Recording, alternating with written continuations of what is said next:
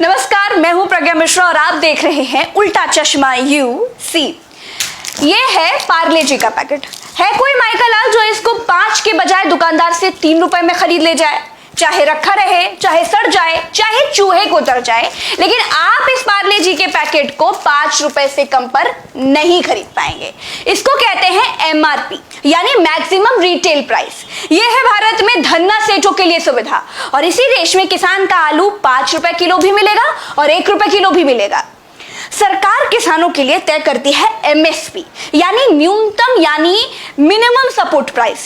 सरकार कहने को मिनिमम सपोर्ट प्राइस किसानों के लिए घोषित करती है, लेकिन खुद भी किसानों से फसल नहीं खरीदती। किसान सरकारी दुकान पर ट्रॉली में लादकर गेहूं ले जाता है। अधिकारी कहता है बोरी नहीं है, कल आना। अगले दिन फिर जाता है, कहता है पल्लेदार नहीं है, कल आना। फिर कल जाता है तो अधिकारी कहता है कि गोदाम में जगह नहीं है, तुम कल आना।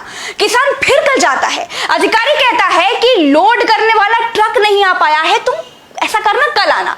मतलब किसान को चग्गा बग्गा पढ़ाया जाता है, यानी किसान को पूरी तरह से टरकाया जाता रहता है।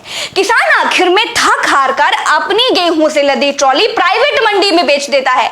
अब देखिए, सरकारी दाम था 20 रुपए, किसान ने प्राइवेट लाला बनिया को बेचा 12 रुपए में, और जैसे ही किसान ने बेचा, एमएसपी वाले सरकारी अधिकारी ने लाला से खरीद लिया 13 रुपए में। अधिकारी ने 7 रुपए प्रति किलो पर घपला कर दिया, यानी किसान से ना लेकर लेवी में या सरकारी गोदाम में व्यापारी से लेकर फसल भर ली जाती है। बैठे बिठाए लाखों पीट लिए जाते हैं और किसान बेचारा मुंह ताकता रह जाता है, क्योंकि जिस ट्रॉली पर वो गेहूं लाद कर लाया है वो किराए की भी हो सकती है, और फिर अपनी भी हो तो बार बार लेवी यानी एफसीआई के गोदाम के चक्कर कैसे लगाए? उसको अगली फसल भी उगानी है, और इस तरह सरकारी एमएसपी से किसानों को लूटा जाता है। अधिकारी माला माल हो जाते हैं। इस देश में एमएसपी भ्रष्टाचार का वो दलदल है जहां सबसे ज्यादा भ्रष्टाचार होता है।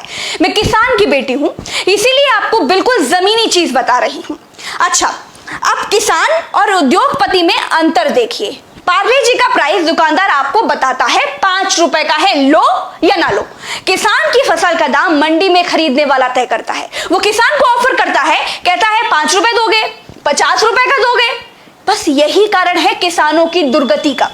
किसानों की फसल का रेट आप तय कर दीजिए। किसान का गेहूं 20 रुपए किलो बिकेगा, कोई कम पर खरीदेगा या ज्यादा पर बेचेगा तो जेल होगी।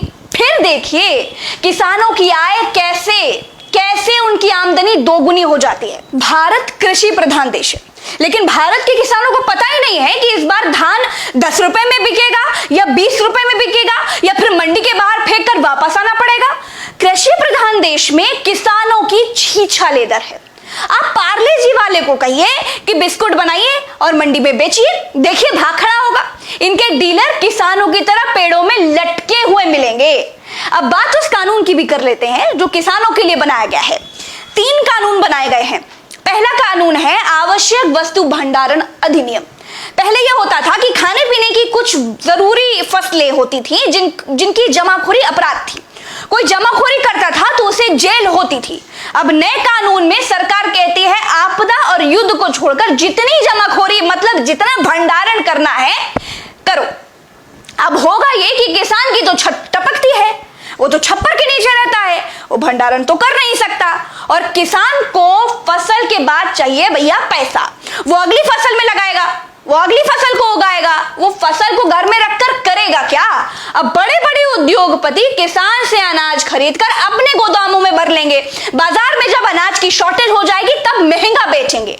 ये कानून यानी आवश्यक वस्तु भंडारण अधिनियम सरकार ने किसको फायदा पहुंचाने के लिए बनाया है, वो आपको आगे कुछ दिनों में जब महंगाई बढ़ेगी तब पता चल जाएगा। इस कानून को बनाने की कोई जरूरत नहीं थी, लेकिन ये सरकार है, बहुतों को बनाया है। दूसरा कानून है कॉन्ट्रैक्ट फार्मिंग। मतलब अगर पार्ले जी कंपनी को बिस्किट बनाने के लिए गेहूं चाहिए तो पार्ले जी वाला 20-25 गांव के किसानों से गेहूं उगाने के लिए कहेगा। सारे किसान गेहूं उगाएंगे, पार्ले जी वाले को देंगे। अब कॉन्ट्रैक्ट फार्मिंग में पार्ले जी वाली कंपनी फसल लगाते समय ही बता देगी कि गेहूं भैया लगाओ, 20 रुपए में हम खरीद लेंगे। अब किसानों को दिक्कत यह होगी कि अगर किसान प्राइवेट कंपनी से बॉन्ड भर लेगा और गेहूं के दाम 25 की जगह बाजार में भाव 40 पहुंच गए, तब किसानों का घाटा हो जाएगा। अगर 4 किसान गेहूं की जगह आलू उगाना चाहते हैं तब क्या होगा? कॉन्ट्रैक्ट फार्मिंग में यहां दिक्कत है, पेच भी यहीं फंसा है। सरकार जब एमएसपी तय करती थी तो किसान के पास आजादी रहती थी कि वो एफसीआई के गोदाम में सरकार को अनाज बेचे या फिर मंडी में बेचे या फिर किसी लाला बनिया को, अपने लोकल खरीदार को दे दे। मान लीजिए सरकार ने एमएसपी तय की 20 रुपए, मान लीजिए बाहर मंडी में बिक रहा है 30 रुपए में, तो किसान बाहर 30 रुपए में बेच लेता था। सरकारी एमएसपी में किसान कभी सरकार को ही बेचने के लिए बाध्य नहीं था, लेकिन कॉन्ट्रैक्ट फार्मिंग में किसान बाध्य होगा प्राइवेट कंपनी को पहले से तय किए दाम में फसल बेचने के लिए, चाहे बाजार का भाव जो भी हो।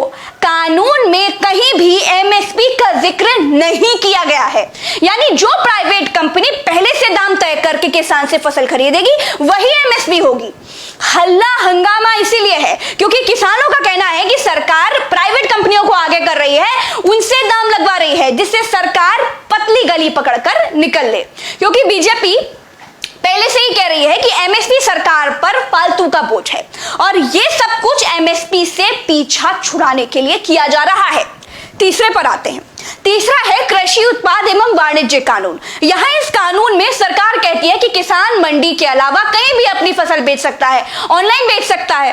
तो भैया सरकार जी, ये तो पहले से था। मेरा पका हुआ आम लखनऊ की दुबग्गा मंडी में बिकता है क्योंकि वो पास है और पके हुए आम को ज्यादा देर तक रखा नहीं जा सकता, तो सबसे पहले उसे मंडी पहुंचाना होता है।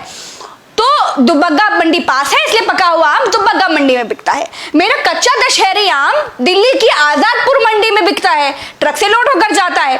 और देसी आम यानी जिस आम का अचार बनता है, जिसका सिरका बनता है, खटाई बनती है, वो आम दूसरे जिले की फरदपुर मंडी में बिकता है। और कुछ कटा फटा टूटा फूटा आम, जो छोटे आम बाग से अड़दिया ले जाता है, कहीं भी बेच सकते हो वाला कानून तो जुमला है।